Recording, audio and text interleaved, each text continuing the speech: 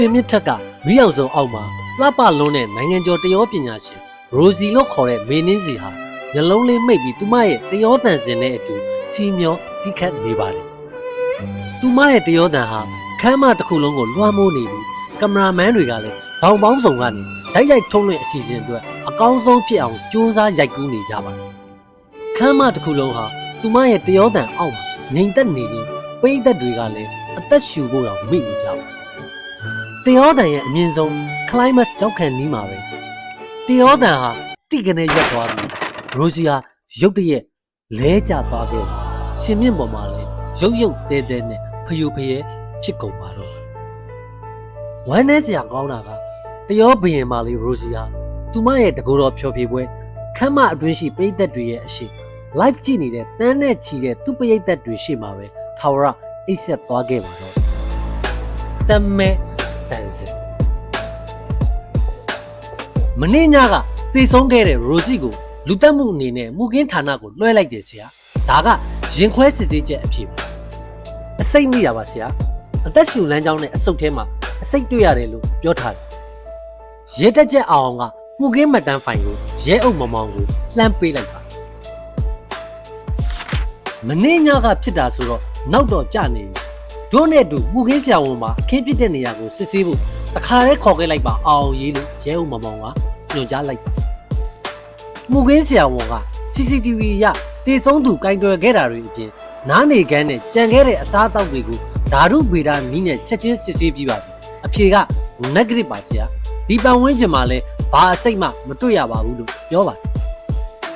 ရဲအုပ်မောင်မောင်တို့နှစ်ယောက်ကတော့တနေကုန်ခမ်းမရှိဝန်ထမ်းများပွဲစီတင်သူများသူမ၏တငယ်ချင်းများနဲ့မိသားစုဝင်များကိုလိုက်လံစစ်ဆေးမေးမြန်းတော်လဲအားလုံးဤဖြေဆိုချက်များအရမတင်ကားစရာဘာမှမတွေ့ရှိရတဲ့အပြင် CCTV မှတ်တမ်းအရလဲသေဆုံးသူရိုစီအနာကိုမတင်ကားပွဲချီကပ်လာသူတဦးတယောက်မှကိုမတွေ့ရှိရပဲဖြစ်နေခဲ့ပါရဲတက်ချက်အောင်ကဆရာကျွန်တော်တို့ဘာဆက်လုပ်ကြမလဲလို့မေးတော့ရဲအုပ်မောင်မောင်ကအောင်ရေးငါတို့တခုခုတော့လွတ်နေပြီတို့နှစ်ယောက်ကော်ဖီဝယ်ပြီးရုံးခန်းမှာမနေ့ညကရိုစီယာ live ကိုပြန်ရှာပြီးနားထောင်ကြည့်ဖို့ပဲရှိတော့တာပေါ့လို့ပြောရင်စခန်းကိုပြန်ခဲ့ကြပါတော့တမဲတန်စင်မူကင်းဆရာဝန်ရဲ့စစ်စစ်ချက်အရာတည်ဆုံးရတဲ့အဓိကအကြောင်းရင်းကအသက်ရှူလမ်းကြောင်းကနေတစ်ဆင့်အစိတ်မိတာနောက်ဘယ်ဘက်အချမ်းဥကောင်းတဲ့သပင်တို့မှာအစိတ်အမုံမွားတွေကတ်ရှိနေတာရဲ့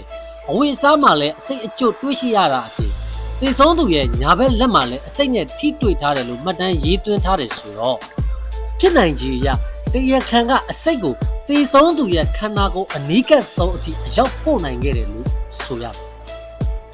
။ live ထုတ်လွှင့်မှုမှတ်တမ်းဗီဒီယိုအရသေဆုံးသူကစင်ပေါ်မှာတိခတ်နေတာကလည်းမိနစ်40လောက်ထိဘာထူးခြားမှုမှမမြင်တွေ့ခဲ့ရတယ်လို့ပိတ်သက်တဲ့ကလည်းစင်ပေါ်တက်ပန်းစည်းပေးတာမျိုးကလည်းရှိမနေဘူး။ဒါအပြင်ထူးဆန်းနေတာကသေဆုံးသူရဲ့တရောမှာကြတော့ဘာအစိတ်မှမတွေ့ရပြန်ဘူး။ဒီလောက်အနီးကကင်တွယ်တိခတ်နေတဲ့တရောမှာဘာအစိတ်မှမကြံရှိဘူးဆိုတော့မဖြစ်နိုင်ဘူး။ဒါကြောင့်လက်ရှိတက်တည်အဖြစ်သိသိထားတဲ့တရောကသေဆုံးသူတိခတ်နေခဲ့တဲ့တရောမဖြစ်နိုင်ဘူးလို့တန်တရားဝင်မိအဲ့ဒီတော့အောင်ရေးရိုက်ကူးရေးအဖွဲ့စီကအခင်းဖြစ်တဲ့ညကရိုက်ကူးထားတဲ့ကင်မရာတွေရဲ့ရိုက်ကူးရေးဗီဒီယိုဖိုင် data အကုန်လုံးကိုတောင်းယူပြီးအဲ့ဒီထဲကနေပဲထူးခြားဖြစ်စဉ်ရှိမရှိရှာကြည့်ကြတာပေါ့လို့ရဲအုပ်မောင်မောင်ကပြောလိုက်ပါရဲအုပ်မောင်မောင်တို့နှစ်ယောက်ကတော့ရိုက်ကူးရေးအဖွဲ့စီကရယူထားတဲ့ဗီဒီယိုဖိုင်တွေကိုအထက်ထက်ပညာလုံးကြည့်ပြီးရှာဖွေခဲ့ကြပါတရောကိုတရားခံကဘလို့လဲခဲ့တာတရောကနေတဆင့်ဘလို့အစိတ်ခတ်ခဲ့တာတမဲတန်စင်ရဲအုပ်မောင်မောင်ကတေဆုံးသူရိုစီကဖျော်ဖြေရေးစတဲ့မိနစ်30ကျော်လောက်အထိကောင်းကောင်းမွန်မွန်တိခတ်နေခဲ့တာတွေကြောင့်တေဆုံးသူနောက်ဆုံးအနီးကလက်နဲ့ကင်တွယ်တိခတ်ခဲ့တဲ့တရောကိုတန်တရားဝင်မိ။ဘာကြောင့်လဲဆိုတော့တရောကမေးတင်ပြီးတိခတ်ရတဲ့တူရိယာမျိုးဆိုတော့သေဆုံးသူရဲ့အသက်ရှူလမ်းကြောင်းနှာခေါင်းပါးစပ်တို့နဲ့တော့ကိုနီးကပ်တဲ့အနေအထားမှာရှိနေတယ်။ဒီလောက်အနီးကပ်ကင်တွယ်တိခတ်နေတဲ့တရောမှာဘာအစိတ်မှမတွေ့ရှိရဘူးဆိုတော့နောက်တစ်နေ့မှာတရောပညာရှင်ရိုစီရဲ့ပညာသင်တပည့်မနှင်းသူစာကိုရဲအုပ်မောင်မောင်ရဲ့ညွှန်ကြားချက်အရစခန်းသို့စစ်ဆေးမေးမြန်းရန်ခေါ်ဆောင်လာခဲ့ပါ မန်နင်းသူစာကသူရီးသားဖြစ်သူနဲ့အတူခရီးသွားရန်ရှိနေသဖြင့်ရဲတက်ကြအောင်နဲ့ရင်မောင်းနိုင်ဝင်းတို့နှစ်ယောက်အဝေးပြေးကားဂိတ်အထိလိုက်ပြီးအမှုရစစ်ဆေးမေးမြန်းဖို့စခန်းသို့လိုက်ခဲ့ရန်ခေါ်ဆောင်လာခဲ့ရပါတယ်။တနာရီကျော်လောက်စစ်ဆေးမေးမြန်းပြီးနောက်ဖွင့်ဟဝန်ခံချက်အရတရားခံနှင်းသူစာနဲ့ပါဝင်ကူညီသူသူရီးသားဖြစ်သူထွန်းကိုတို့နှစ်ယောက်ကိုလူတက်မှုနဲ့ဖမ်းဆီးလိုက်ပါတော့တယ်။တရားခံနှင်းသူစာကရိုစီကိုဘလို့အစိတ်ခတ်ခဲ့တယ်။ရဲအုပ်မောင်မောင်ရဲ့ဘလို့ခိုင်မာတဲ့တက်တေခံချက်တွေကတရားခံနှင်းသူစာကိုဝန်ခံစေခဲ့တယ်လေဆိုတော့တမဲတန်စင်ရဲအုပ်မောင်မောင်ကရိုစီရဲ့ဖြောပြမှုကိုတောင်ပေါင်းဆောင်ကနေရိုက်ထားတဲ့ကင်မရာတွေမှတစ်ဆင့်တရောအစိမ်းတုံးရောစင်ကိုစသတိထားမိသွားတယ်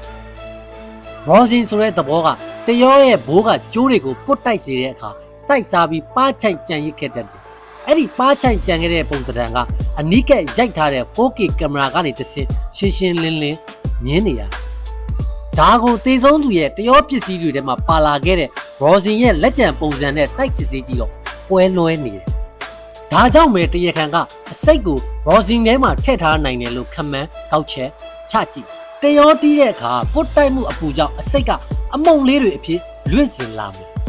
ရိုစီကတရောကိုမေးတင်ပြီးတီးရတာဆိုတော့အဲ့ဒီအစိတ်မုံတွေကိုဓာတ်ရိုက်ရှူမိသွားတာပဲအဲ့ဒါကြောင့်ပဲသူမရဲ့အဝတ်ဘယ်ဘက်ပါးနဲ့သပင်တွေမှာအစိတ်မုံတွေကျန်နေခဲ့တရောတံကိုညာဘက်လက်နဲ့ကင်တော့ညာဘက်လက်ချောင်းတွေမှာအစိတ်တွေ့ရှိတယ်ဆိုတာလေသဘာဝကျသွားတယ်တတိကံအဖြစ်တင်းစီထားတဲ့တရောမှာဘာအစိတ်မှရှာမတွေ့ခဲ့ရဘူးဆိုတော့တရားခံကတရောကိုလဲသွားတယ်ဆိုရင်အခင်းပြစ်တဲ့နေရာဝန်းကျင်မှာတရောကအနည်းဆုံး2လက်ရှိကိုရှိရအဲ့ဒီအချက်ကနေတစ်စစ်မဲ့ဖြစ်စဉ်ကတဖြည်းဖြည်းရုပ်လုံးပေါ်လာတယ်ရိုစီရဲ့တကူတော်ပွဲဆိုတော့ CCTV မှတ်တမ်းအရလဲဒီပွဲအဝင်မှာရိုစီအပြင်တရောယူလာတာဆိုလို့သူနဲ့အတူတူလာတဲ့နှင်းသူစာမှာပဲပါလာတာရှိတယ်ဆက်ဖွဲ့ထဲမှာလည်းတရောကပါမလာအခင်းဖြစ်စဉ်မှာရိုစီကိုဆေးရုံလူနာတင်ကားပေါ်တင်ပြီးဆေးရုံပို့ပြီးတော့ဆက်ဖွဲ့ကဆက်တွေတင်းရင်အဲ့ဒီတရောကိုနှင်းသူစာကနေတဆင်းအခင်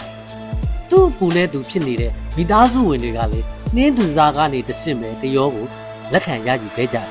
အပြန်မှာလည်းနှင်းသူစာကသူယူလာတဲ့တရောကိုပြန်လည်ယူဆောင်သွားတာကိုလည်းတွေ့ရအဲ့ဒီထက်ပိုတေချာစေတာကနှင်းသူစာကတရောကိုဓာတ်ရိုက်မပေးပဲ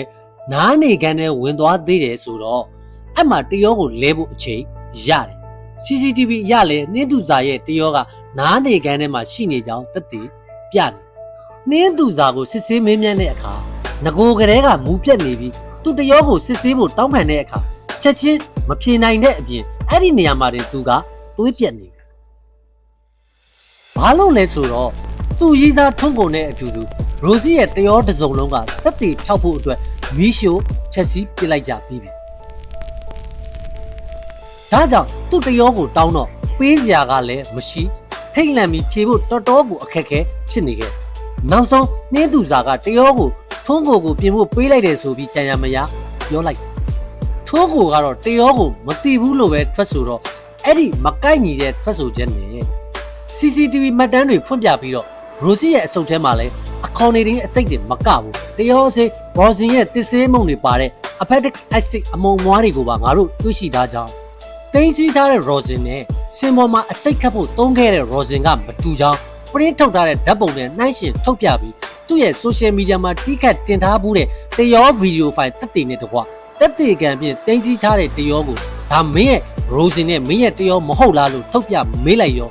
သူလဲစိတ်လှုပ်ရှားပြီးမငင်းနိုင်ပဲကြောက်လန့်နေတဲ့မျက်နှာပေါ်မှာမျက်ရည်တွေစီးကျပြီးဝန်ခံချက်ခွေးရတော့တာပဲအောင်ကြီးတကယ်တော့ရိုစီကဖြော်ဖြေပွဲအတွက်ဘက်ကတ်အနေနဲ့တရောပိုတစ်စုံဖြစ်နှင်းသူစာရဲ့တရောကိုယူလာစေခဲ့စစ်ဆေးချက်အရဒီတရောကသူတို့ဆရာတစ်ပည့်နှစ်ယောက်မနစ်ကအမျိုးစားတူတစိမ့်အတူတူကိုဝယ်ထားကြ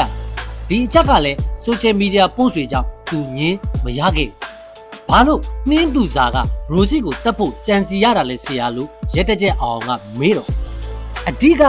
ငွေကြေးပြဿနာတွေနဲ့အတူသူဘလောက်ပဲစူးစမ်းပါစေဆရာဖြစ်သူရဲ့အရေးအောက်ကနေရုံမထွက်နိုင်တဲ့လူအတွင်းစိတ်ကဖြစ်တတ်တဲ့တင်ငယ်မှုတွေကြောင့်ပေါ့အောင်ကြီးတရောပညာရှင်အချင်းချင်းမျက်နှိုးတဲ့တူရိယာကို လူတက်လက်နက်အဖြစ်အသုံးချခြင်းကတကယ့်ကိုအန်ဒီရဲ့အရှိဆုံးနဲ့ရက်ဆက်တဲ့လုပ်ရက်တစ်ခုပါရဲတက်ကြအောင်တယောက်ကတော့တရောဘရင်မလေးရိုရှိရဲ့အသက်ဝင်လာတဲ့တန်စင်တွေထဲမှာသူ့ကိုအသက်မဲ့သွားစေတဲ့တန်စင်တစ်ခုပါနေခဲ့တဲ့အဖြစ်ဆိုးကိုတွေးမိရင်နှမျောတတဖြစ်နေပြီပါ